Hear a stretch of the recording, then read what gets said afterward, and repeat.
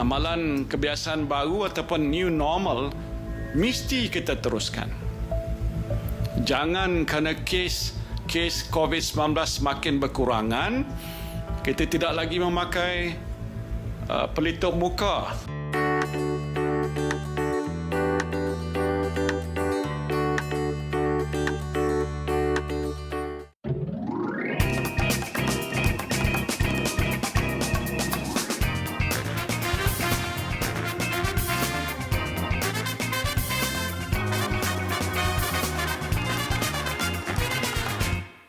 Assalamualaikum warahmatullahi taala wabarakatuh. Selamat pagi, salam sejahtera kepada anda semua penonton-penonton MHI. Hari ini kita bersiaran untuk 21 Julai 2020, hari Selasa 29 Zulkaidah 1441 Hijriah. Bertemankan kami bertiga, Fetri Yahya ada, Fazli ada dan juga saya Ani Mizati. Itu dia. Dan semoga dalam keadaan yang baik dan sejahtera sekalipun kita masih lagi dalam keadaan yang berjaga-jaga dalam PKPP yang menuntut semua komitmen, kefahaman dan juga disiplin. Sebab ketika kita rasa selesa, ketika kita rasa mungkin keadaan kembali normal, tapi ada ancaman demi ancaman walaupun tidak besar, tapi kita bimbangkan menerbitkan gelombang yang berikutnya. Betul. Sebab ada kluster-kluster telah pun wujud yang kita rasa ini satu tamparan hebat untuk kita lebih cakna, lebih kerja keras untuk mendapatkan natijah yang terbaik. Benar kita diuji dengan kesenangan, ada sifar jangkitan tempatan, tapi tidak lama. Kita sekarang ni dalam kluster yang membimbangkan jugalah. Itu yang menjadi kebimbangan kita sebab mungkin kita sebelum ini kita rasa begitu agak selesa, ya Fetri dan juga Anim, kita selesa bahawa kita dapat saksikan untuk peningkatan digit COVID-19 dekat Malaysia ini pada permulaannya. Seperti mana Fetri katakan tadi, kita pernah ada sifar untuk jangkitan tempatan. Selepas itu kita ada 1 digit.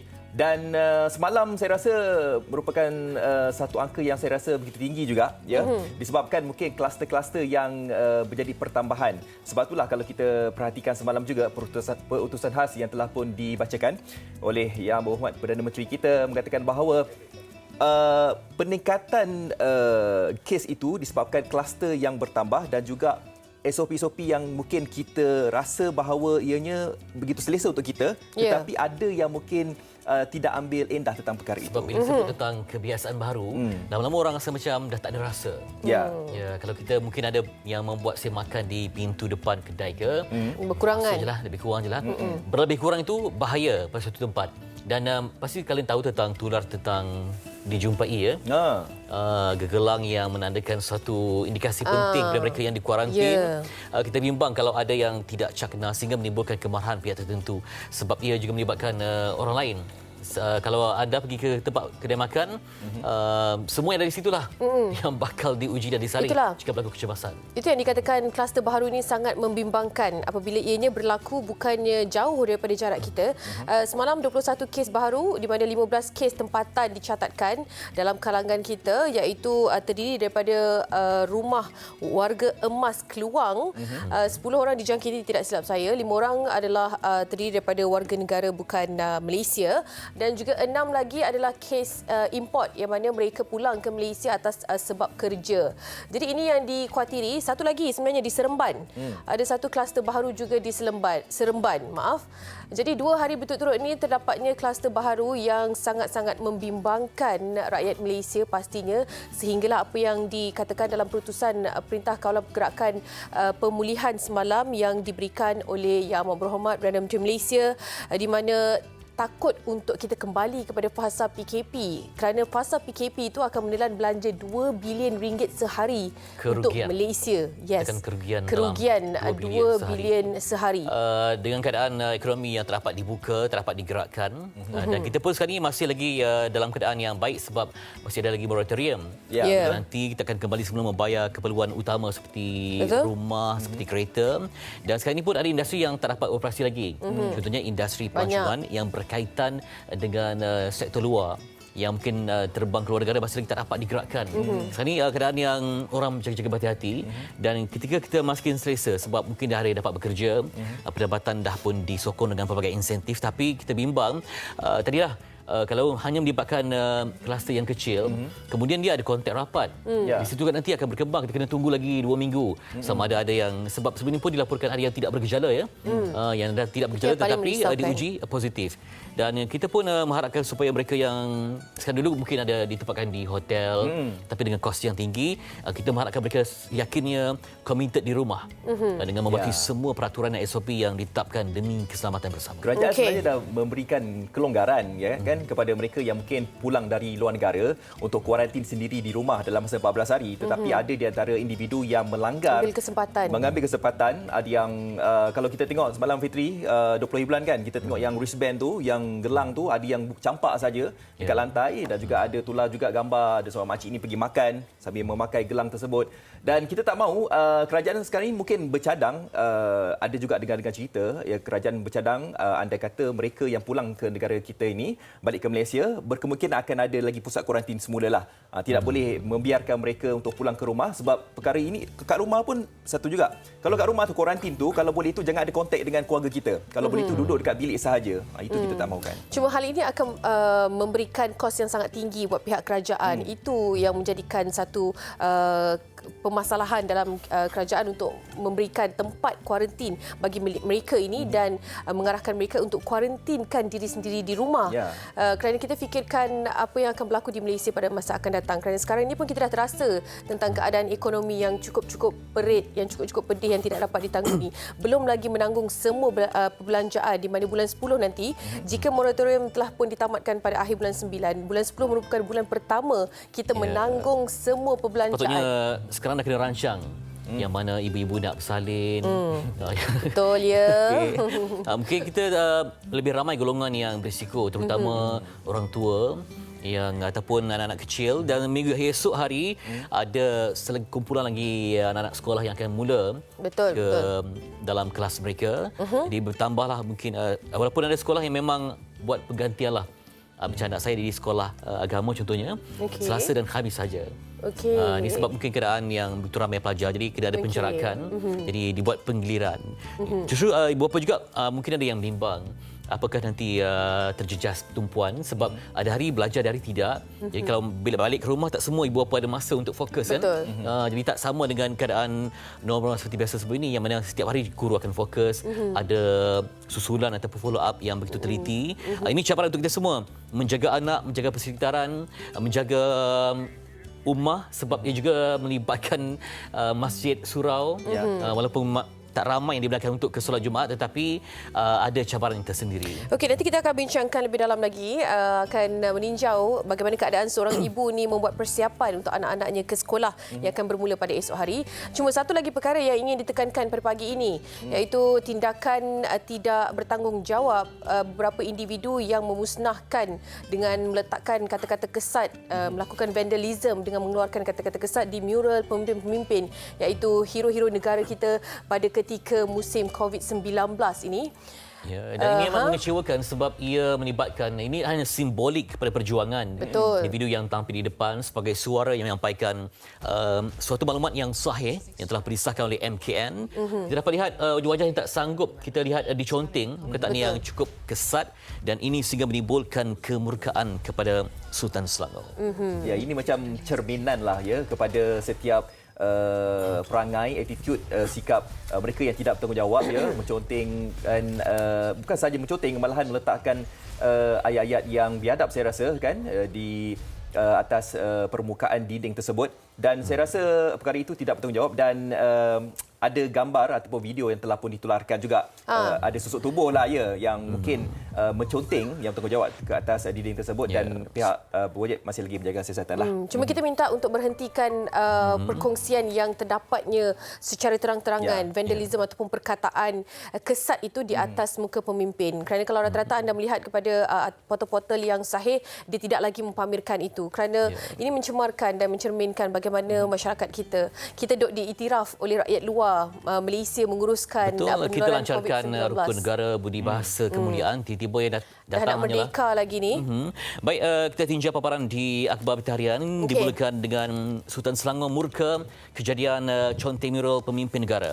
Dalam lanjut di halaman ke-15. yang mana baginda harap tahan segera pelaku dan juga bawa ke muka pengadilan.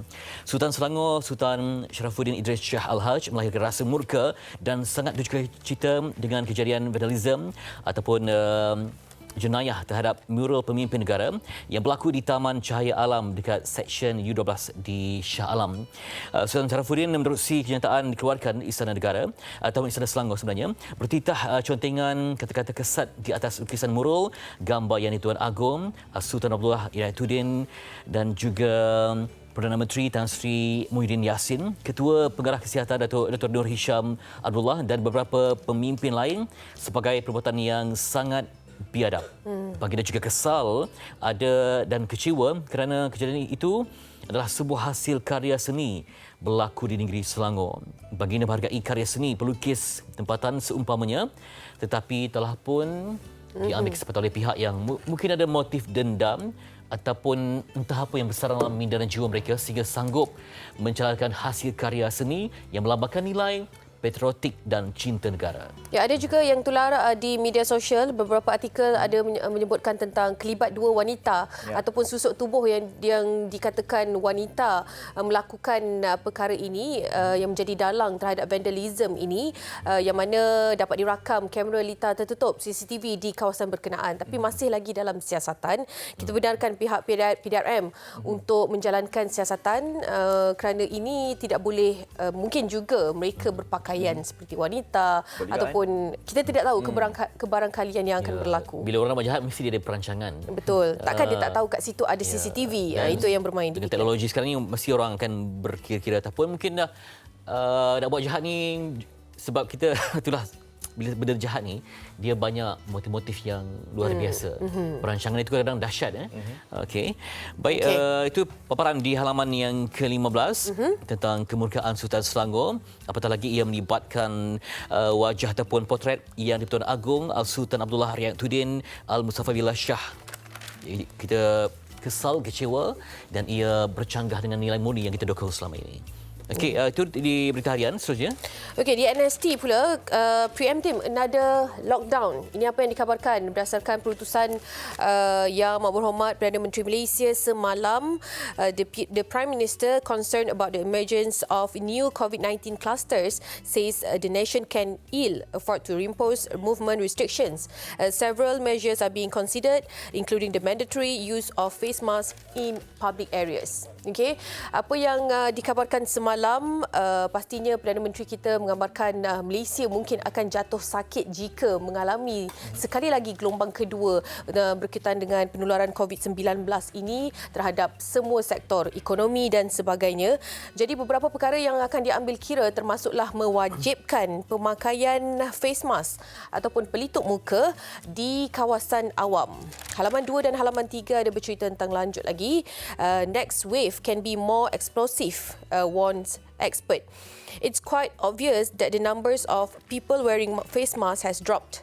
We can assume there's less distancing and hand hygiene being practiced as well.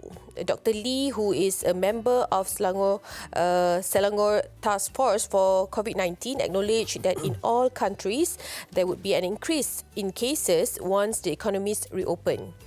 Okay. Gelombang ini bahaya sebab kita pun tak tahu bagaimana virus sedang bermutasi dan juga setiap virus itu mungkin ada strain yang berbeza.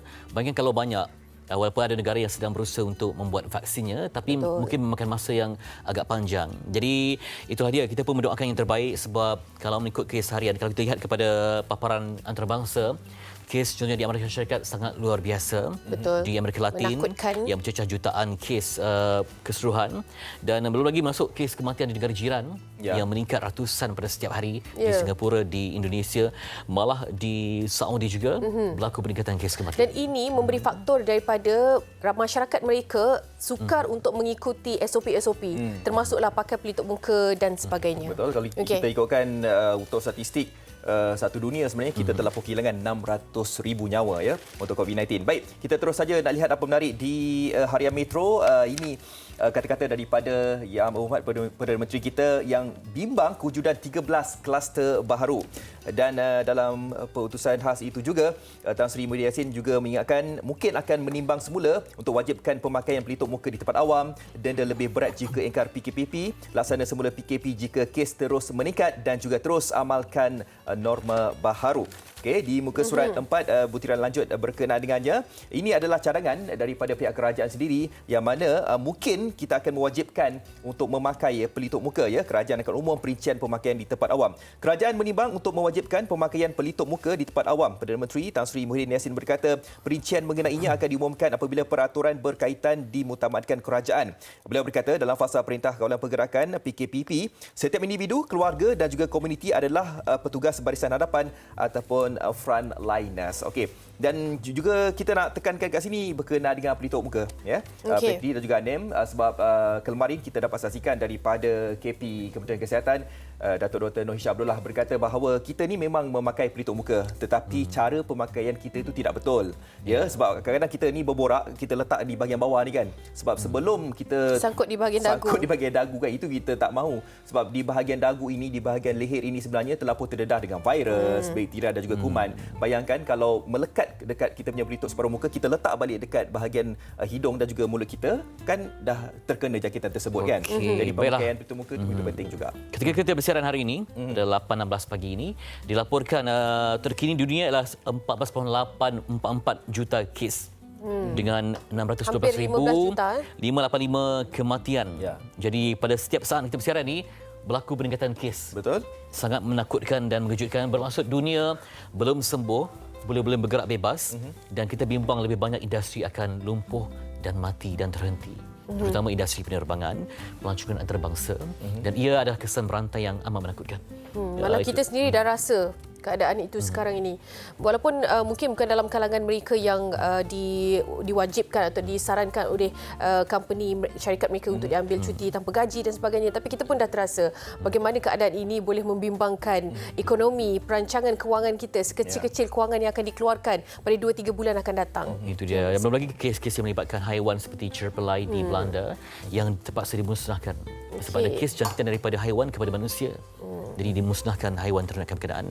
Kita doakan yang terbaik untuk 2020 dan ramai yang sebut bahawa 2020 ni macam ada mukadimahnya cantik, tiba-tiba terhenti dan terus melompat ke fasa yang lain yang bagaikan mimpi ngeri untuk kita semua. Ya, dan kita pun masih terasa betapa peritnya kita terpaksa tutup sekat, ya. Lockdown, tak dapat beraktiviti, tak dapat berekonomi, terjejas pendapatan, maka kita ada komitmen dan juga tanggungjawab untuk memastikan kestabilan. Betul. Okey, kita nak redakan sedikit keadaan. Di awal pagi tadi kita dah bercerita apa yang berlaku di Malaysia, kes COVID-19, mural dan sebagainya. Kita akan sambung tentang persediaan ibu-ibu untuk pelajar tahun 1, 2, 3 dan 4 yang akan bermula pada esok hari. Tapi sebelum tu kita nak kongsikan dahulu kepada anda semua. Ini tentang peminat-peminat Yong Tau Foo mungkin akan suka tentang bingkisan ini. Yong Tau Foo itu sebenarnya nama orang ke nama makanan ke nama apa? Nama makanan lah. Yelah, tahu. Asalnya. Saya pun tak pasti. Kan, Mr. Yong mungkin dia bekerjasama dengan Mr. Tau, Mr. Foo. Kalau anda pergi ke Taiping, sudah pastinya anda akan mengingati makan ini, iaitu Yong Tau Foo yang telah pun ada dekat sana sekitar tahun 1983. Bayangkan, dah berpuluh tahun lamanya dan dimiliki sekarang ini oleh generasi yang kedua. Dia kalau Yong Tau Foo ni, dia kick dia dekat sambal dia ataupun sos dia. Kuah dia. Okey, tapi saya lebih memilih taufu, Fa. Apalah, itu cerita lain. Okey, Yong Tau Foo Tapping yang bermula pada 1983. Ayo kita saksikan. Jom. Taiping, Perak. Selain dari keindahan bandarnya, tidak dinafikan negeri ini antara lokasi syurga makanan buat rakyat Malaysia.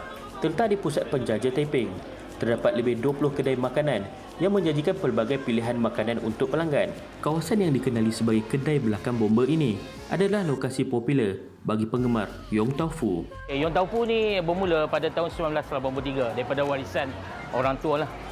Selepas itu, selepas saya habis belajar, saya ambil alih dan diberi nafas baru supaya Yong Tau Foo ini dapat dikomersialkan dengan lebih baik lagi.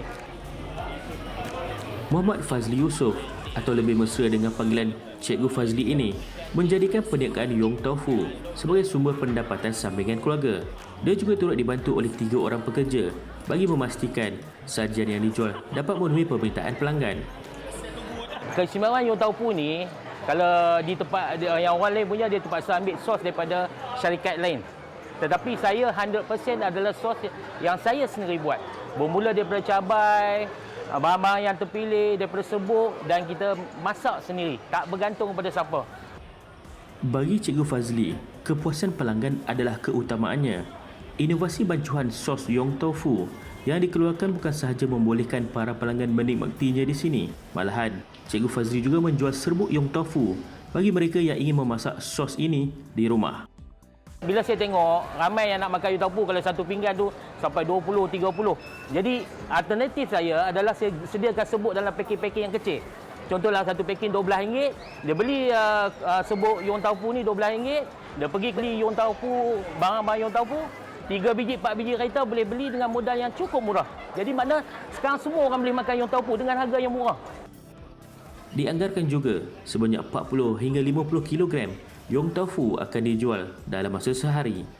Kita lihat kat sini ada banyak bahan-bahan untuk makan Yong Tau Foo. Apa cara dengan cikgu untuk makan Yong Tau Foo ni? Okey, kita tengok, kalau tengok macam-macam ada kan. Macam ni kita tengok cabai yang disumbat dengan ikan. Macam ni ketam stick. Ketam stick memang yang sedap-sedap. Semua barang fresh. Yang ini pucuk campur telur. Dan yang ini dikenali sebagai Chi Chong Fan. Tahu orang Cina selalu makan Chi Chong Fan kan? Yang ni Chi Chong Fan. Nak bagi sedap lagi, campur yang tu orang panggil tikar terbang. Yang ini di Taiping, dekat tempat lain tak dapat. Orang panggil tikar terbang tu hanya di Taiping saja dihasilkan. Dulu saya buat sendiri tikar terbang ni. Dan nak bagi kek lagi, kena ambil sotong. Ambil sotong dengan kangkung. Campur dengan Yong Tau Foo memang kek lah.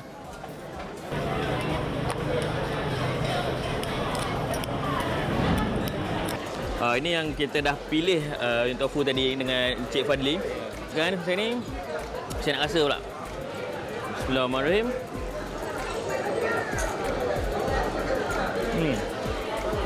Dia rasa masam, manis dan sedikit pedas tu. Ya, dia rasa sedikit pedas. Sedap tak? Kepada mereka yang nak buat kat rumah pun boleh juga. Kata Encik Fadli ada keluarkan rempah apa sos. So Yong Tau Foo ni sebut mudah nak buat. 5 minit kita panaskan jadi. Kita makan tu. Rata-rata pengunjung yang datang ke sini amat berpuas hati dengan hidangan Yong Tau Foo yang dijual oleh Cikgu Fazli. So every time balik sini memang akan cari Yong Tau Foo ni sebab memang rasa dia lain sikit. Dia banyak choices lagi pun, dia banyak macam-macam jenis boleh pilih kan. So memang dia punya sos tu pun lain, rasa dia memang sedap. Memang kena try kat sini. Pertama kali saya datang, saya rasa Yong Tau Foo Taiping ni okeylah, sedap dan berbeza daripada tempat lain. Rasa dia manis, pedas, semua ada. Lain orang, lain cita rasanya. Namun, keunikan makanan masyarakat tradisi Cina ini telah mampu menarik minat orang lain tanpa mengira bangsa. Tidak boleh dinafikan, dengan makanan juga ia mampu menyatukan kita semua. Okey, Yong Tau Foo Taiping 1983. Maknanya kalau beberapa tahun ataupun dekad dah berada di situ, anda tidak perlu risau dan khawatir tentang rasanya. Mungkin boleh pergi cuba untuk menikmati Yong Tau Foo yang boleh dikatakan legend ini di Taiping. Okey, sekarang ini seperti yang dijanjikan persediaan murid-murid yang akan bermula pada esok hari, bermula daripada tahun 1 sehingga tahun 4. Kita dapat menghubungi seorang ibu ni, Puan Nur Hafizah Jasni, seorang korporal penjara yang berada di Langkawi, untuk mengetahui bagaimanakah persiapan seorang ibu yang menyediakan anak-anaknya untuk ke sekolah pada esok hari. Hello, Assalamualaikum. Waalaikumsalam warahmatullahi. Okey, jauh Langkawi Kedah. Terima kasih banyak-banyak sudi bersama dengan kami di MSI. Assalamualaikum. Yang belakang tu siapa namanya? Muhammad Afi Danish. Umur berapa? Dia darjah 3, umur 9 tahun. Danish dah nak sekolah jugalah esok kan? Ya. Okey, yang pertama sekali Puan Hafizah mungkin boleh ceritakan apa persediaan yang telah pun dilakukan pada hari ini untuk menyambut hari esok, mulanya sekolah hari pertama. Silakan. Macam biasa, kita dah lama cuti kan, jadi kita dah suruh diorang cuba baju, cuba kasut untuk prepare. Okey, ada masalah tak macam baju tak muat ke, kena beli baju baru ke, PKP kan? PKP tu biasa kalau naik berat badan dan sebagainya. Ada tak berlaku dalam keluarga? Baju Alhamdulillah semua muat, tapi kasut je lah kena tukar lain. Okey, ada beli jugalah, ada keluarkan belanja sikit untuk beli barang baru. Okey, macam mana Puan menyiapkan anak-anak untuk ke sekolah? Ada tak praktis ataupun latih mereka tidur awal dan sebagainya? Yalah, sebab dah 3 bulan lebih ni mungkin waktu tidur dah tak menentu. Itu dalam masa seminggu sebelum ni saya memang dah suruh dia orang tidur awal. Okey. Dan masa kejut subuh tu, dia orang akan terus bangun. Dah mula praktis lah ya? Dah mula praktis dah. Ada merengek-rengek ke ataupun mereka sangat teruja sebenarnya nak mula bersekolah esok? Diorang sangat teruja, tak sabar sangat nak jumpa dengan kawan-kawan. Alhamdulillah. Danish, boleh bercakap dengan Danish? Danish dengar tak? Danish tak dengar. Okey, tak apa. Ingatkan Danish pun mendengar. Okey. Jadi esok berapa orang anak Puan yang akan bermula sekolah? Esok yang akan mula sekolah esok 2. Okey. Jadi Puan sebagai ibu yang bekerja juga kan sebagai korporal penjara, maknanya harus menguruskan 2 perkara dalam satu masa lah. Kena uruskan anak-anak dan bekerja. Macam mana Puan membahagikan masa? Okay, saya prepare diorang punya barang malam sebelum diorang nak bekerja tu. Sekolah? Nak pergi sekolah tu. Okey. Betul. Breakfast tu saya akan bangun awal. Saya akan siapkan breakfast diorang sebab diorang memang akan request breakfast. Okey. Jadi maknanya sekarang bekal pun makanan kena bawa sendiri. Masing-masing semua adalah menu yang sama. Tak ada masalah masak satu dibahagikan kepada semua. Tak ada masalah setakat ni. Okey, seorang abang anak Puan yang dah pun bersekolah iaitu mereka yang akan menduduki kelas peperiksaan awam ni dah bermula awal kan darjah 6 tu. Ya. Jadi macam mana Puan melihat dan juga berdasarkan apa yang abang balik cerita keadaan di sekolah, SOP di sekolah, bagaimana dengan mereka menyantuninya? Okey semuanya?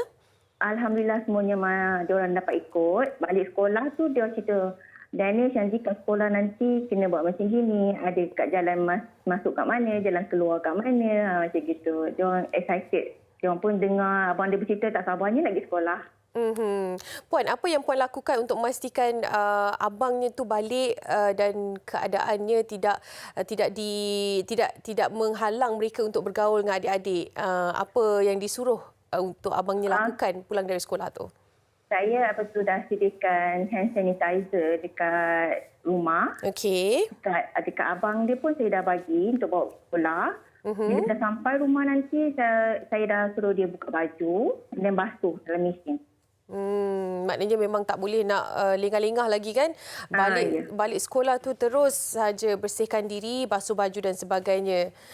Okey Puan, mungkin sebagai pengakhirannya kita berbual ni, Puan mungkin ada sesuatu yang dikabarkan kepada ibu-ibu yang bekerja juga macam Puan di luar sana. Apa mungkin semangat, kata-kata semangat daripada Puan untuk ibu-ibu di luar sana? Silakan. Macam mana nak cakap? Apa tu? New norm, kita kena praktikkan new norm sekarang. Betul. Sebab semalam kita nampak peningkatan kan. Jadi kita memang kena sentiasa berwaspada sebab dengan virus yang kita tak nampak ni kan. Jadi kita kena jaga diri kita kena jaga keluarga kita kena jaga anak kita sekali.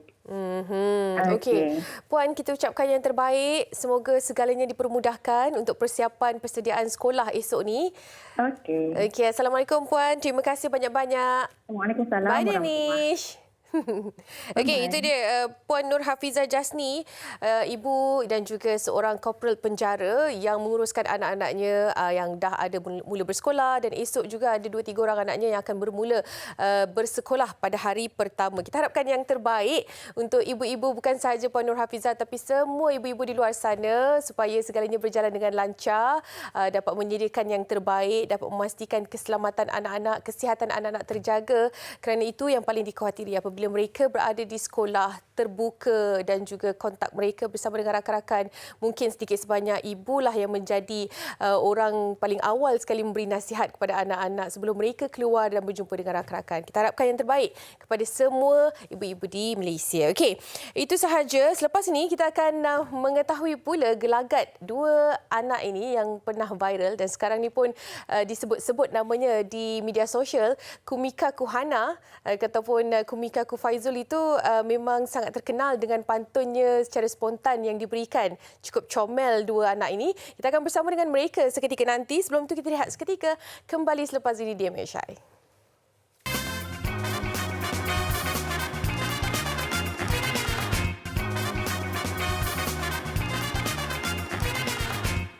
Okey, masih lagi bersama dengan saya di MHI.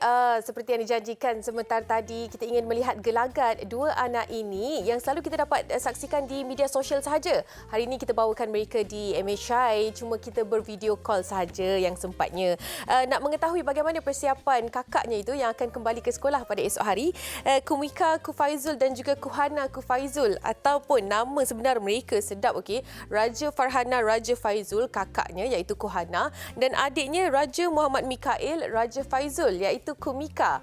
Okey, kini berada di talian nak video call bersama dengan Aunty Anim di sini. Hello, Assalamualaikum. Waalaikumsalam. Apa khabar Kumika, Kuhana? Tengoklah sini. Nampak tak? Nampak Aunty Anim tak? Nampak. Okey, Kuhana, Kumika. Kumika dengar tak? Dengar. Okey, Kumika. Mula-mula sekali boleh tak kalau Aunty nak dengar pantun dari Kumika? Ada tak pantun untuk Aunty? Ada. Okey, apa dia? Kadang serasa dipikir rohkan. Daunnya lebat dibuat rendang. Terima kasih kesan hadapan. Anda hebat. Turunnya pandang. Wah. Okey, terima kasih banyak-banyak pantun untuk barisan hadapan ya. Okey, Aunty tanya Kak Kuhana dulu ya. Kuhana. Kuhana nak mula sekolah esok kan? Okey, apa yang Kuhana buat? Dah siapkan semua barang-barang sekolah dah? Dah. Apa yang anda siapkan? Baju ke, kasut ke? Baju. Kasut. Lagi? Beg. Okey, lagi? Kerja sekolah. Semua dah siap dah? Dah. Okey, excited tak? Seronok tak nak pergi sekolah ni? Seronok. Apa yang paling seronok sekali nak pergi sekolah nanti? Nak jumpa kawan-kawan ke? Nak belajar ke? Nak jumpa cikgu ke? Nak jumpa kawan-kawan. Nak jumpa kawan-kawan. Oh, awak pun dah mula sekolah kan? Mika pun dah mula sekolah kan? Mika? Mika menguap, kesian dia. Kalau anda dapat saksikan dia ngantuk pagi-pagi ni, minta maaf lah ya. Mika? Ya. Mika, macam mana ayah ajar Mika untuk COVID-19 ni bahaya, coronavirus ni bahaya kan? Betul tak? Betul. Nak pergi sekolah tu apa yang Mika perlu lakukan? Apa ya?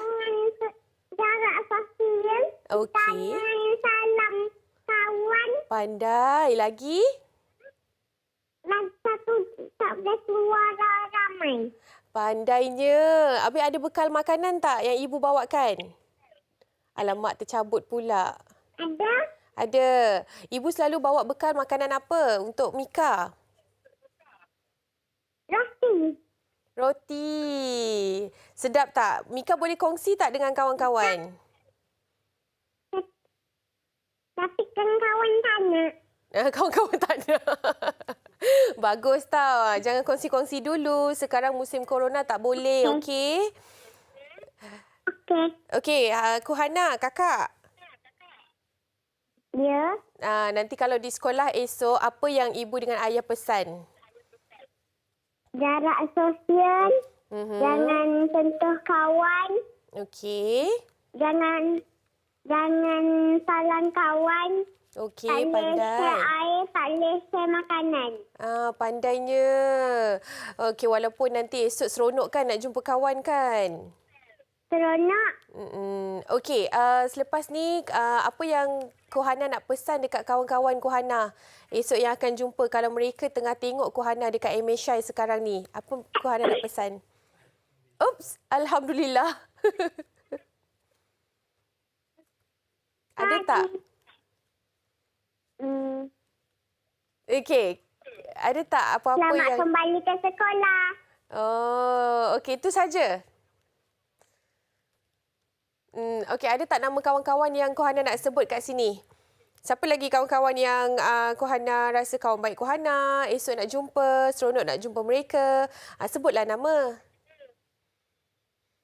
Farisa. Lagi? Tak ingat? Nama. Okey, lagi? Aini. Okey, Mika. Mika. Apa paling seronok sekali Mika dah belajar kat sekolah Mika ni? Share dengan aunty.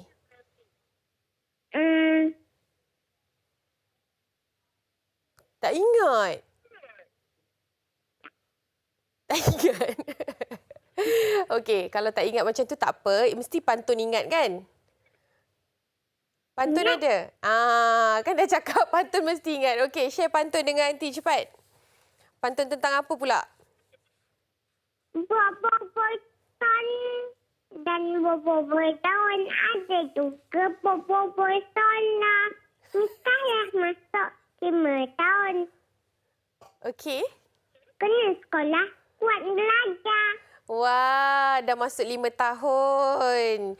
Okey, Kumika, Kohana, semoga boleh kembali ke sekolah, seronok jumpa dengan kawan. Tapi jaga SOP tau, jarak sosial semua yang macam ayah ibu pesan, okey?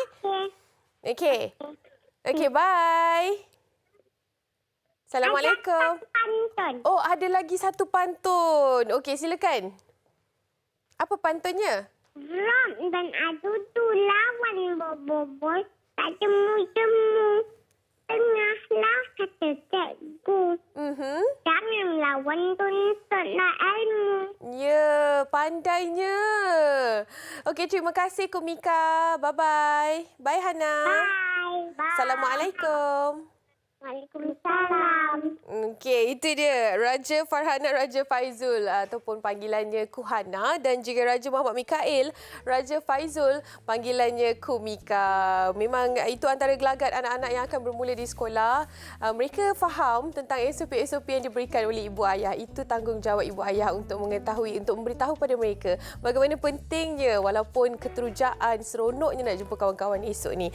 Okey, dan kita ingin rehat seketika. Sebelum tu nak anda saksikan baru-baru ni rakan wartawan MHI sempat untuk bertemu dengan seorang individu yang cukup terkenal dahulu, iaitu Mimi Loma, yang mana baru-baru ini berlakunya beliau terjatuh dan sukar untuk bergerak sehingga keadaannya menyebabkan patah pinggul. Ini berlaku pada penghujung Ramadan yang lalu.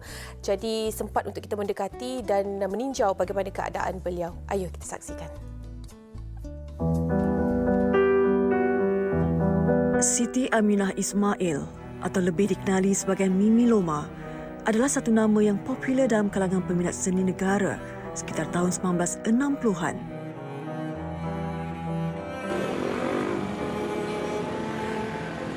Hampir 2 bulan penyanyi dan pelakon terkenal berusia 74 tahun itu terlantar di rumahnya selepas terjatuh 2 hari sebelum umat Islam menyambut Hari Raya.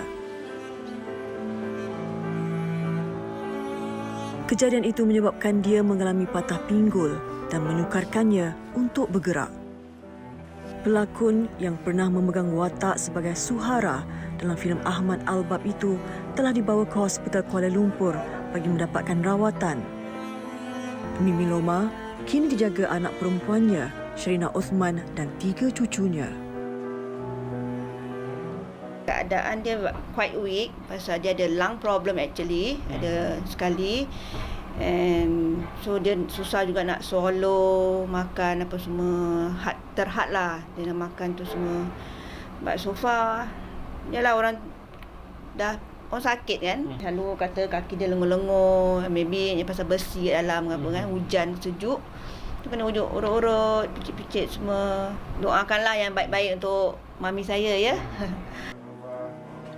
Keadaan yang menimpa adik kepada biduanita negara Allahyarham Saloma dan Mariani ini telah mendapat perhatian daripada Yayasan Kebajikan Artis Tanah Air, YCAT.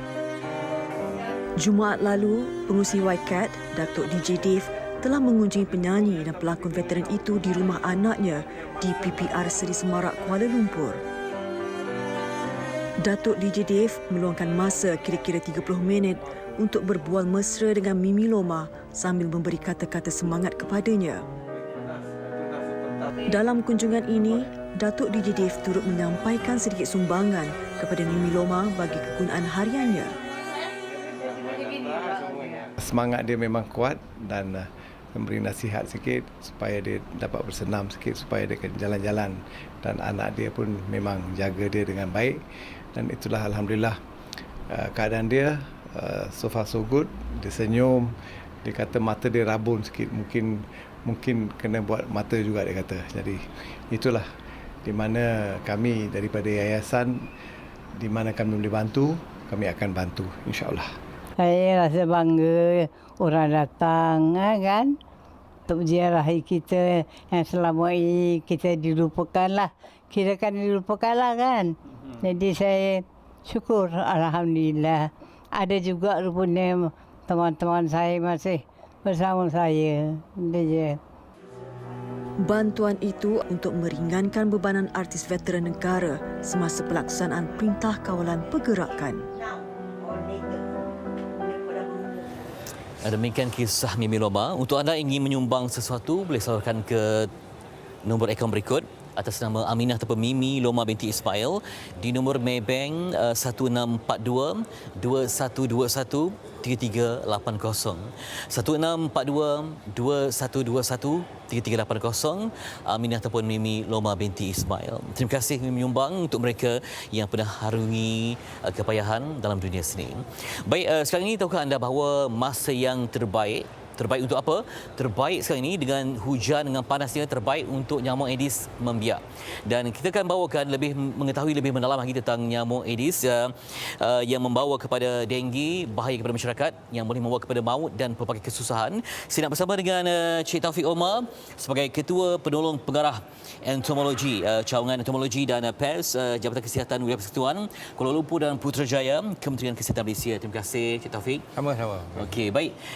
Di depan kita bawakan sekali imbas memang saya nampak betul-betul sama, tapi rupanya nyamuk ini ada spesies berbeza. Ya, betul. Kalau diikutkan sebagai pengkaji serangga, banyak spesies nyamuk Aedes ini. Ya, betul. Jadi boleh dapat diterangkan ya. Dia kalau dekat Malaysia, kalau berdasarkan data yang ada, kita ada dalam 107 spesies Aedes lah sebenarnya. Okay. Tapi yang boleh bawa demam denggi hanya 2 spesies ni saja. Memang yang ni 2 spesies ni dia memang dominan lah dalam setaraan kita. Maknanya kat mana-mana kita kalau kita jumpa air bertakung jernih, kemungkinan 2 spesies ini dia akan membiak lah. Ya, di belakang saya contohnya, ni contoh gambaran sajalah. Sekarang ni hujan siangnya panas terik, kemudian hujan. Jadi saya mendapat maklumat awal bahawa itu keadaan yang sangat sesuai untuk menggalakkan pembiakan nyamuk. Ya, betul.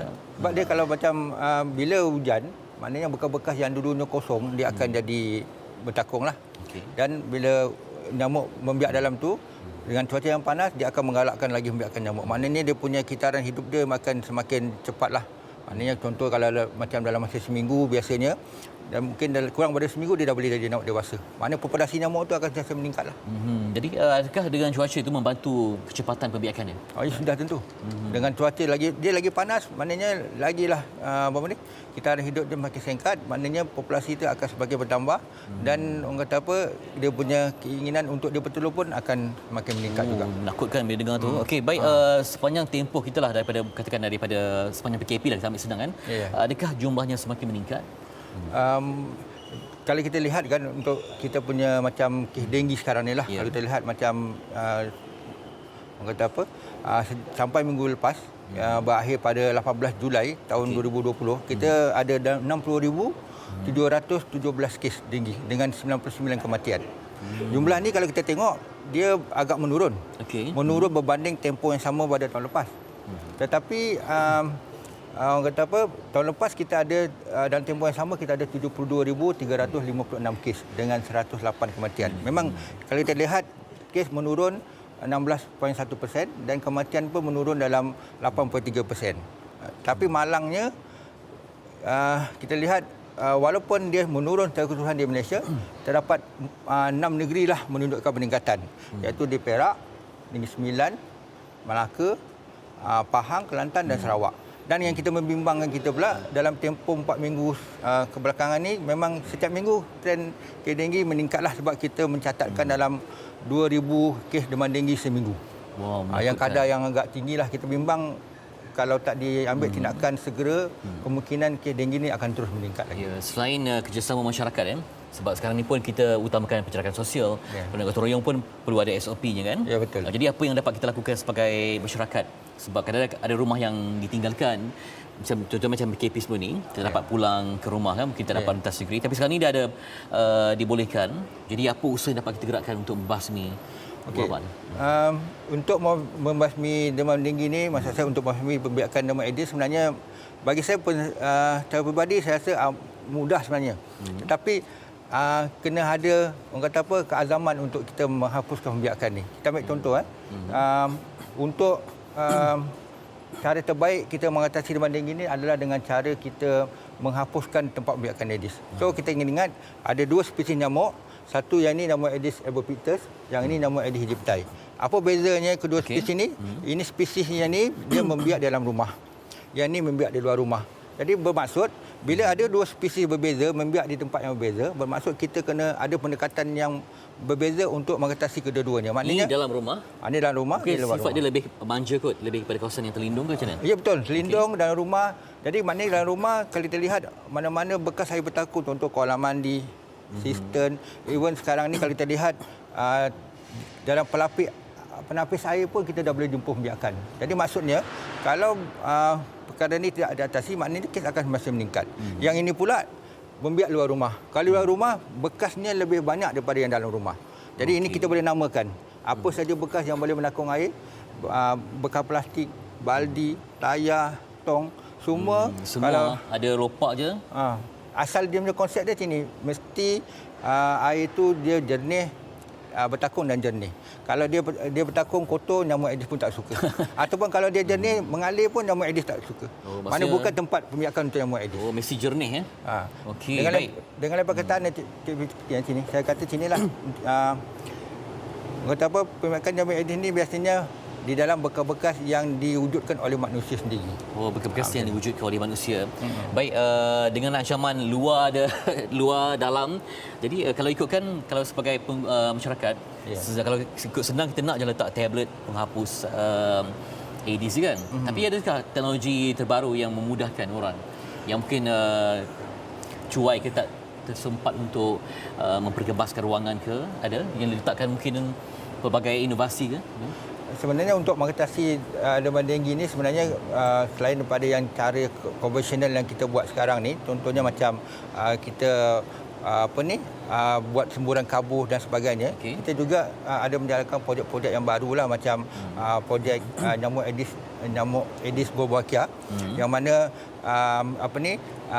nyamuk Aedes dewasa tu sudah ada Wolbachia ada dalam badannya, yang mana dia akan boleh menghalang berlakunya jangkitan demam denggi lah. Maknanya virus denggi yang ada dalam badan nyamuk tu tidak boleh matang dan tidak boleh menjangkit pada manusia. Tetapi masalah utamanya projeknya ini biasanya masa yang lama untuk kita melihat kesannya.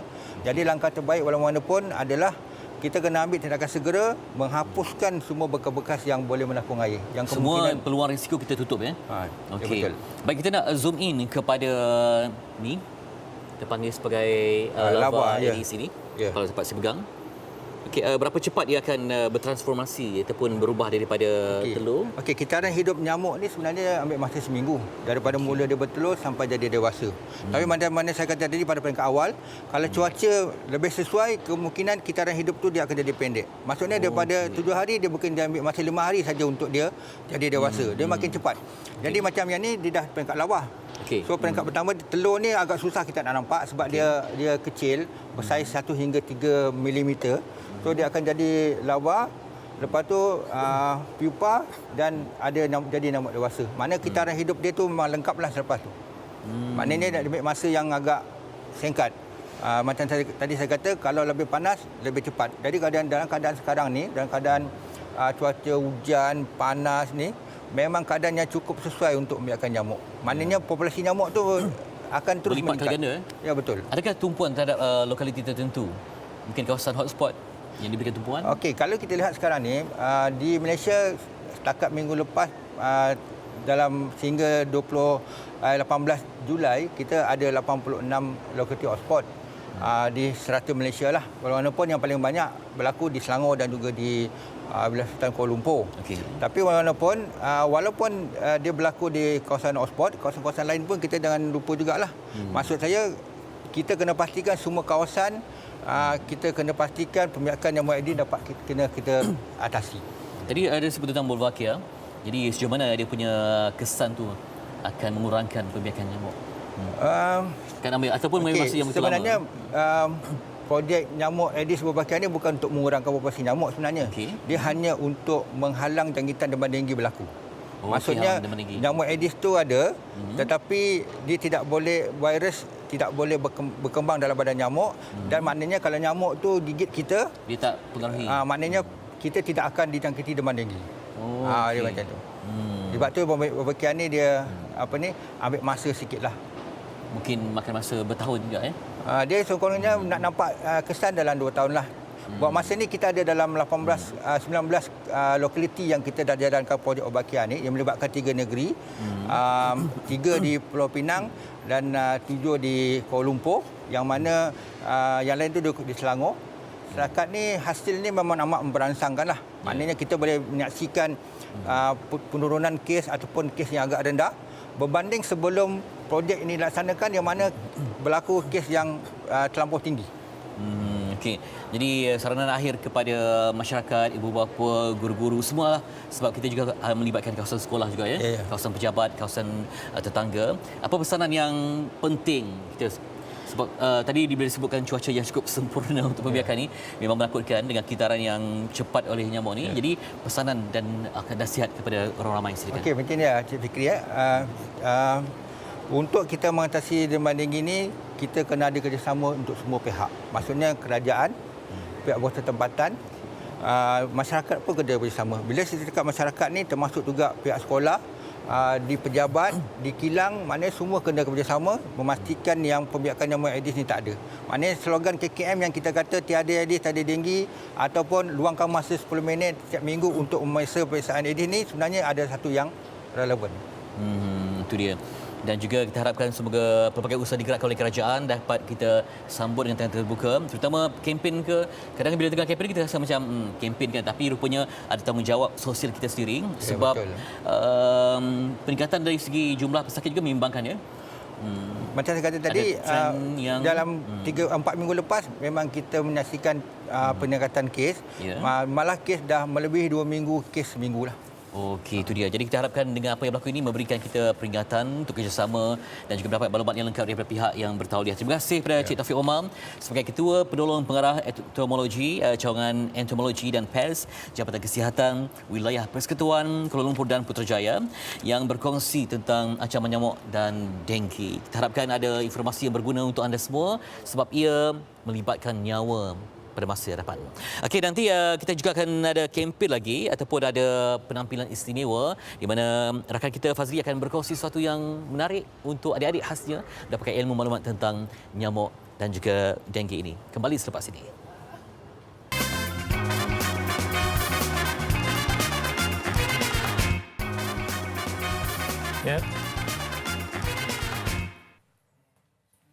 Gunakan Shieldtalk. Kuasa di tangan anda. Ya, itulah dia. Nampak tak? Seperti iklan di kaca televisyen tapi live di Malaysia hari ini. Okey, itu dia.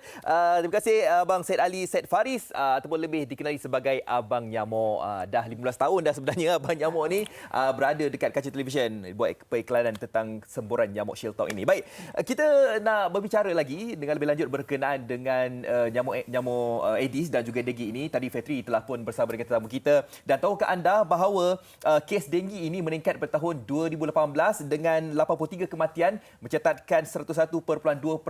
Dan tahukah anda bahawasanya tahun lepas 2019 kes denggi meningkat kepada 61.4% dan jumlah kematiannya 99 orang. Dan ini adalah perkara yang begitu serius sekali tentang denggi ini. Jadi untuk memperkatakan tentang kempen Shield Talk lawan denggi ini, bersama dengan saya sekarang ini Profesor Hidayatul Fatih Othman, Profesor UKM ataupun Universiti Kebangsaan Malaysia. Terima kasih Prof. Terima kasih. Sudi bersama dengan kami bagi mencapnakan penonton tentang demam denggi ini. Kita tahu bahawa demam denggi ini semakin hari semakin meningkat. Ya. Sekarang ini virus COVID-19 ini orang semakin melupakan tentang bahayanya demam denggi ini. Dan mungkin Prof boleh kongsikan tentang punca kenapa berlakunya peningkatan kes demam denggi ini, sebab kita lihat cuaca sekarang ini pun tak menentu. Ya. Perubahan iklim pun saya rasa memainkan peranan juga, ya. Profesor. Ya. Kalau mengikut Pertubuhan Kesihatan Sedunia WHO, memang cuaca perubahan iklim memainkan peranan dalam peningkatan kes-kes denggi, terutamanya di Malaysia. Tengoklah cuaca kita sendiri. Hujan, panas balik, hujan. Betul. Hujan panas ini sebenarnya sangat menggalakkan pembiakan dan penetasan nyamuk. Sebab telur nyamuk Aedes ni, dia boleh tahan kepada air.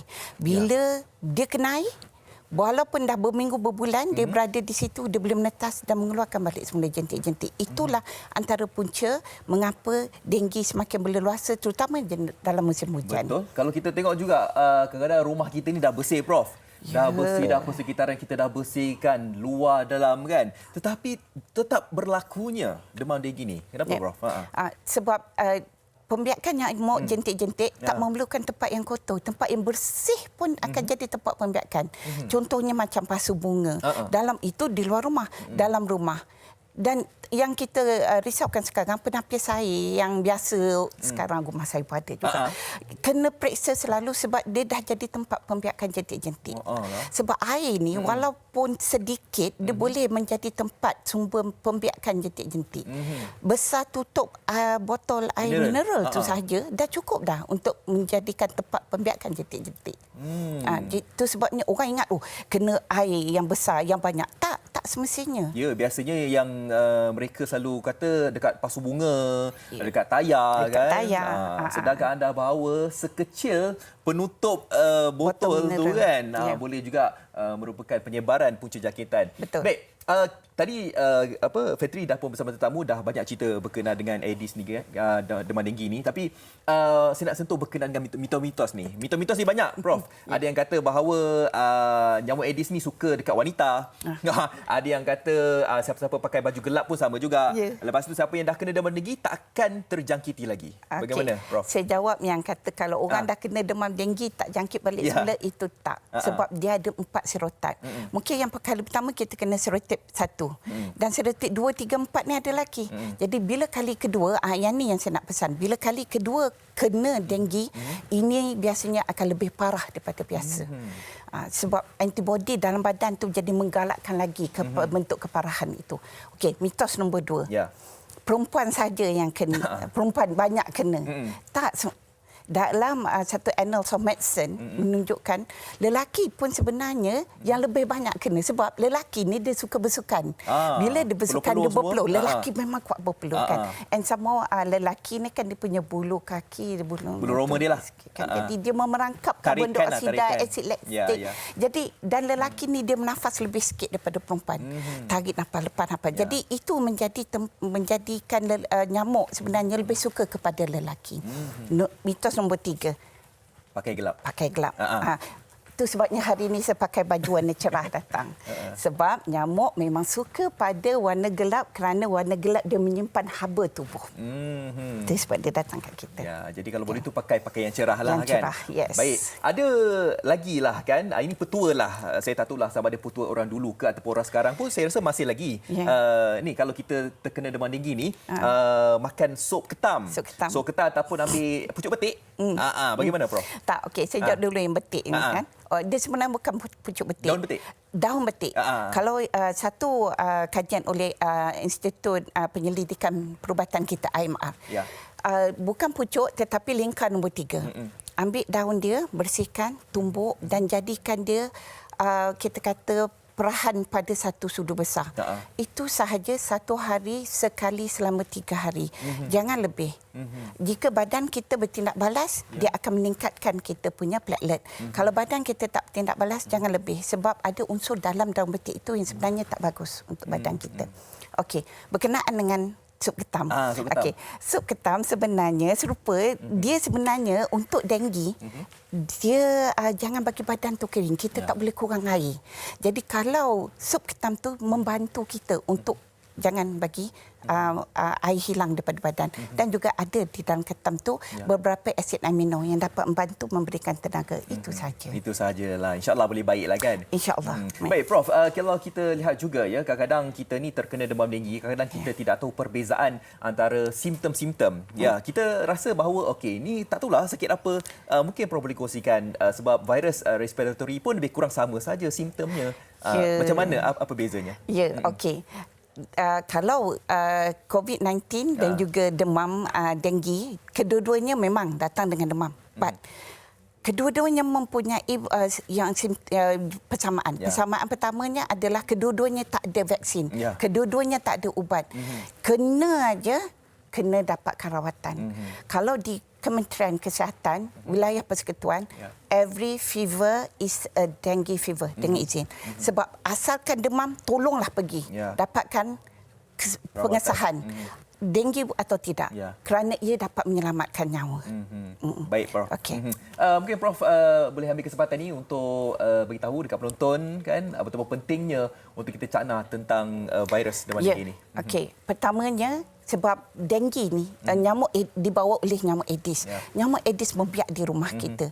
Jadi pastikan rumah kita bebas daripada satu pembiakan nyamuk Aedes. Seperti yang Cik Taufik sebutkan sebentar tadi, search and destroy, cari, periksa dan musnahkan tempat pembiakan. Dan jika nyamuk tu wujud dalam rumah kita, sembuh dia dengan menggunakan aerosol untuk membunuh mereka. Jadi seperti yang abang nyamuk kita dah tunjukkan tadi, okey, itu antara yang kita boleh gunakan untuk membunuh nyamuk dewasa. Itu ada. Jadi apa yang boleh saya simpulkan dekat sini, walaupun kita lihat persekitaran rumah kita tu bersih kan, jangan kita ingat tidak ada pembiakan nyamuk. Kan, kena bersihkanlah kawasan persekitaran di luar dan juga di dalam rumah kita. Baik, terima kasih diucapkan kepada Profesor Hidayatul Fatih Osman, Profesor UKM, Universiti Kebangsaan Malaysia yang datang sini untuk memberitahu tentang kempen Shield Talk lawan denggi. Baik, kita ingin berhenti berehat tetapi kita ingin menyaksikan ini kepada anda peminat-peminat setia Sofia Liana dan juga Budak Ngam. Dengan ceritanya mereka dekat luar ni dah bersedia yang akan menyanyikan lagu Rap Time. Jom kita bersama dengan Sofia Liana dan juga Budak Ngam.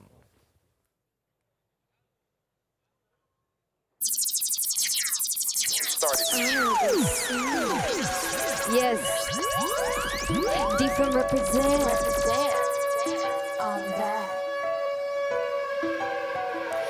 Assalamualaikum dari permaisuri title rap queen. Aku tengok asyik kena curi. Orang luar sana pula gelar diri mereka juri. Mari aku tunjuk macam mana cara jadi suri. Pantang dapat peluang, semua orang peluang. Idea baru dibuang, tak bagi selit sikit ruang. Aku sapu bersih, you know that I'm here to stay. All these fake rappers trying hard just to push me away. Kadang kala baris aku dalam bahasa baku. Bila dengar menjerit macam dia terpijak paku. They say Arhan tu dalam lagu sentiasa laku. Asyik syukur, Alhamdulillah. Keep it simple, that's my motto, man. Oh yes, I swear to God. Call me lonely, tak ada laki, but I'm guess I'm doing fine, man. Talk about me, but you can't stop me from shining.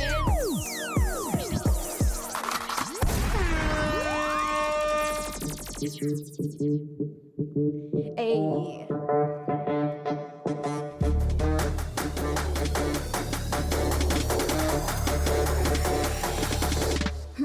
Sila pasang telinga bila aku nak bersuara. Baru senyap sikit dah pula ingat aku nak bersara. Ada cerita tentang si tampan penuh gaya. Sentiasa sembang lepas sampai orang tak percaya. I ada Rolls Royce dan juga Lamborghini. Tapi sayang bukan dari duit sendiri. Katanya nak berjaya tapi buat apa pun tak erti. Hanya goyang kaki sebab daddy ada lagi. Siapa makan cili, dia rasa pedas. Siapa rasa pedas, kata aku main cakap lepas. Siapa makan cili, dia rasa pedas. Siapa rasa pedas, kata aku main cakap lalau. Belakang macam kaya tapi semua ayah punya amboi. Amboi. Kalau Kalau sembang dah ke sana tapi aksi tak ke mana. Amboi, say what? Amboi. Amboi, amboi, amboi, amboi, amboi, amboi. Amboi, amboi, amboi, amboi, amboi, amboi, amboi. Dari ujung rambut sampai kaki, iya. Gambar-gambar kamu aku like, iya. Latar belakang kamu aku tahu, iya. Memang terbaik dalam segala. Terbaik boss, terbaik boss, terbaik boss. Terbaik boss, terbaik boss, terbaik boss. Terbaik boss, terbaik boss, terbaik boss. Terbaik boss, terbaik boss, terbaik boss. Aku berlagak jago, tak semua patuh. Baru nak minta simpati bila dah terjatuh. Tersungkur jauh, hutang bertanggung. Tak pernah bersyukur, selama ini masuk dalam bakal akan sendiri sampai makan diri. Pernah jadi pengembala kambing biri-biri, tapi lama-lama hilang semua ciri-ciri. Ketua dan petua, orang tua dah dilupa. Jalan pulang nak berjuang tak lagi dijumpa. Dulu jadi idol, sekarang jadi rival. Dulu tekan pedal, sekarang pula gila viral. Semua main pakai redah tanpa sembah. Baru tahu langit tinggi rendah bila rebah. Dari ujung rambut sampai kaki, iya.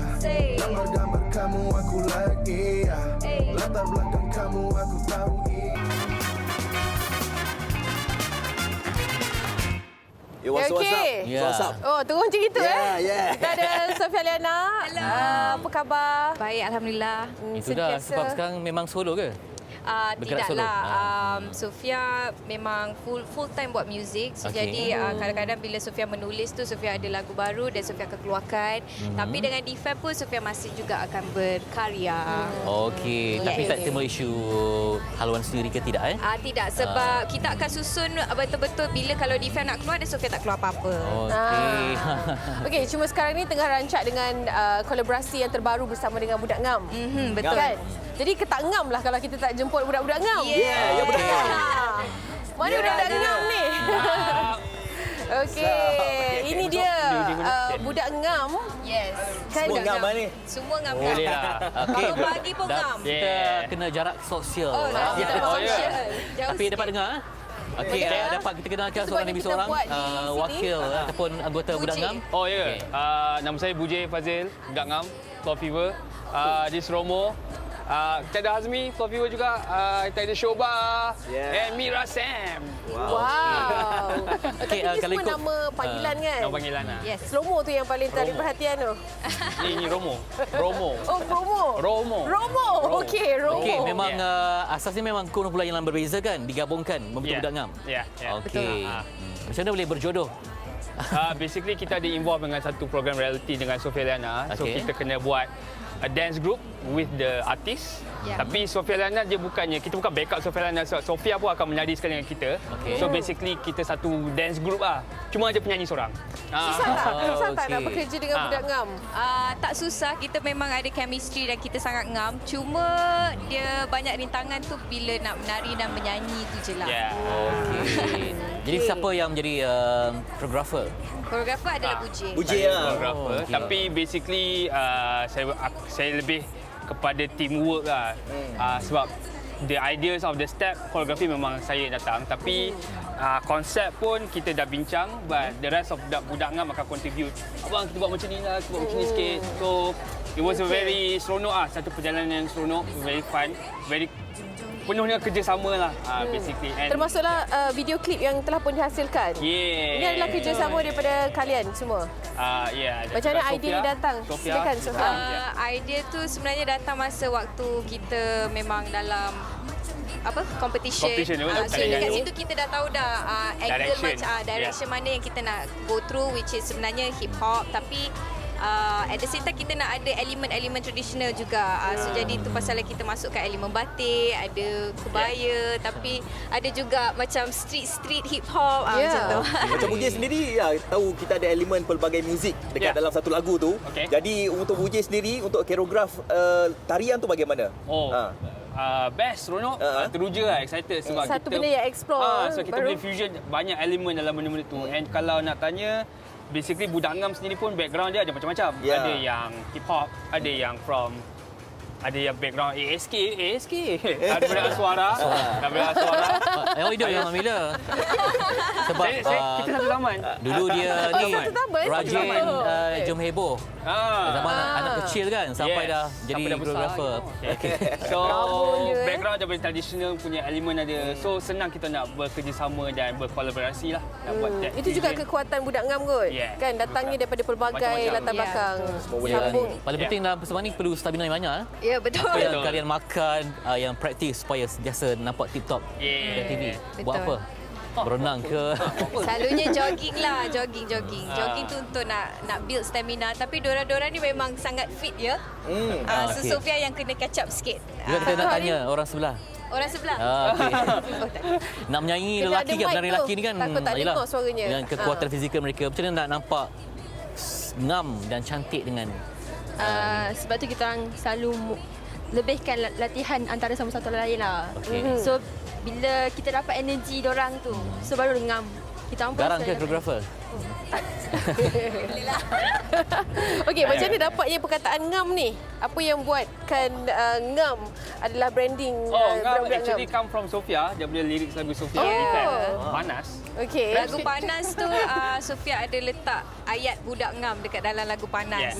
Dengan Defam. So jadi bila nak buat sekali tu Sofia macam fikir nama apa. So Sofia tengok pada lirik yang Sofia dah tulis. So rasanya budak ngam tu boleh jadi satu branding. So kita jadikanlah Sofia Jadi kalau anda tidak bersama dengan Sofia, anda adalah basically saya Floor Fever Funky Fresh. Memang kita ada nama lain. Basically kita memang dance with Defam. Before this kita memang bekerjasama dah lama. Tapi this is a collective from everyone which is coming from different background. I see. Okay. And then kita create budak ngam. Tapi kalau kita tengok sebuah tarian kan, kadang-kadang kita rasa juga macam mana dia orang boleh nak try. Ya. Nak try, macam mana dia boleh. Saya kita bagi. saya spin tu, saya kena ada helmet dah sebab kena banyak vocab kan betul tak? Dalam tarian ni. Okey. Macam mana berapa kita lama? Kita selalu nampak Fetri buat traditional je kan. Kali kita tak pernah nampak dia buat hip hop punya style. Tapi saya rap pun hari Khamis je, hari Selasa tak. Kalau menari ni kalau menari ni agak berapa lama yang boleh bertahan lah dalam satu persembahan. Tak tanya dulu berapa lama? Macam mana? Kalau buat satu persembahan show kan untuk nak menari ni kadang boleh bertahan berapa lama? 1 jam, 2 jam ataupun macam mana? Dia depends dekat rutin tu sendiri lah. Tapi kalau untuk lagu Budak Ngam, satu lagu je. Sebab letih sangat. Letih lah. For the choreography itself memang agak heavy for Budak Ngam. Tapi memang that's the identity of what kita nak bawa. Macam mana tarian boleh tunjuk contoh? Kejap lagi. Okay. Tapi yang paling asas kalau dia nak jadi pelajar macam mana? Yang paling basic. Okay, kita ada instructor Hazmi Flip. Dia basically ada buat hip hop cardio. Okay, sebab kami tunaikan impian anda. Awak kena menghadap depan. Okay, boleh. Saya keras lah badan. Awak kena menghadap depan. Kanan. Oh, ni macam Fiona tu. Boleh buat. Bounce tu yang mahal tu. Bounce tu yang susah tu. Fazli bila sebut Fiona nampak umur tu berapa? Kantoi lah umur berapa. Okey, jadi apa target Budak Ngam? Basically kita cuba untuk upliftingkan level penari tu sendiri. Kita semua actually ni artis. Cuma Sofia rapper and kita penari, tapi actually we are at the same level as an artist. Itu yang kita cuba create, and then bila combine dengan Sofia and kita nak create yang bahawa pergerakan ni doesn't mean have to be artis dan penari. Kita nak gerak as one. As satu an unit lah. Satu unit. Okey, kalau sebut rappers di Malaysia perempuan kan? Ya, betul. Boleh kira kan? Betul? Boleh ke? Boleh ke? Boleh kira. Tak ramai. Tak lebih kot sepatangan. Susah. Tak ramai tu mungkin Sofia tak pastilah. Mungkin rap ni nampak macam kasar. Tapi kalau kita pandai ubah dia dengan cara kita sendiri, dia tak ada lah kasar mana. Dan kita boleh juga educate orang dengan rap. Yang dikhawatiri bila satu tim ni kolaborasi dia hanyalah sekejap saja ataupun bila satu trend tu saja. Itu yang kita takut, macam sayang sebab kita suka hasil dia tapi dia cuma meletup at one time saja. Jadi apa yang bermain di fikiran anda semua untuk kekalkan tim ni jadi lama, jadi disebut-sebut? Ya ke? Basically kita kena kekalkan passion tu lah. Kalau semua orang pun berminat nak buat benda ni and percaya dengan benda ni, insyaAllah benda ni akan go on for such a long time. Macam saya dan Hazmi, kita dah 20 tahun dalam industri. So ada macam-macam cerita lah. Ada macam-macam cerita lah dalam industri 20 ni. tahun 20 tahun. Since 1999. So sekarang umur berapa? Umur saya 38. Tak malu. Maksudnya daripada zaman remaja belasan tahun dah menari. Saya dari umur 17. Tapi maintain kurus ya, slim. Kita kena maintain bang. Ya, kena menari. Macam dia tak makan daging, maknanya ayam, daging memang dia tolak. Itu sebab dia kurus tu. Awak tak makan apa? Saya makan semua. Makan semua. Menari. Sebab dia tak makan kesedihan. Macam tu kita kalah lah. Macam tu kita dah kalah. Silakan untuk peminat Sofia. Kepada semua orang yang dah support Sofia Liana dengan Budak Ngam, terima kasih banyak-banyak. Keep supporting single kita Orang Ngam dan have fun. Have a good day. Okay, all the best ya. Kalian kita ucapkan yang terbaik dan semoga berjaya. Kolaborasi ini bukan hanya satu trend saja, tetapi sampai bila-bila. InsyaAllah. Tapi situasi sekarang dengan rap jangan, ini bahaya. Lepas segalanya baru boleh. Okey, baik, kita dah sampai ke penjuru rancangan. Terima kasih kepada anda yang menyaksikan kami dari awal sampai sekarang ini dan terima kasih. Dan insya-Allah kita jumpa lagi esok hari. Esok pastinya tentang update terkini perkembangan Perintah Kawalan Pergerakan Pemulihan. Rabu, dan jumpa penampilan lagi. Menghibur Jalanan jumpa Budak Ngam dan Sofia Liana. Silakan. Silakan.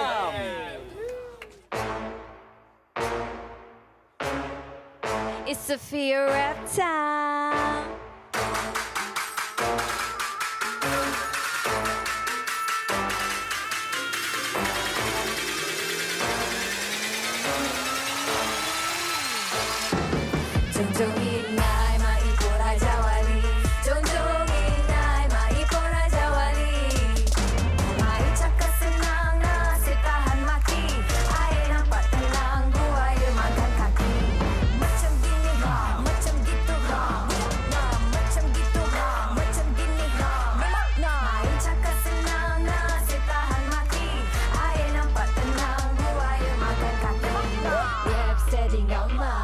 Steady ngama, semua ada kurang tapi kami memang ngama.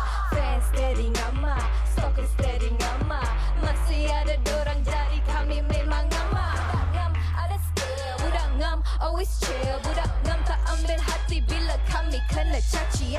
Style 100,000 yeah, itu kami ngam bila nyanyi, ngam bila menari, tempo tak lari, koreo semua jadi tak luar. Macam kami Nai mai pora jawali, jonjongi nai mai pora jawali. Mai cakap senang nasib tahan mati, air nampak tenang buaya makan kaki. Macam gini macam gitu macam gitu macam gini Mai cakap senang nasib tahan mati, air nampak tenang buaya makan kaki. Ada dengar bisikan-bisikan di telinga, bila menari semua tengah-ngah, bila selesai terpingah-pingah, kacanya singa. Dorang yang cari pasal, jangan pula nak kesal, bila tahu siapa lebih handal, minta bahu apabila dah kenal. Tak boleh terima pelik sikit, tak boleh tengok orang lain sikit, tak boleh dengar orang lain sikit, paling tak boleh cuba letunan lain sikit.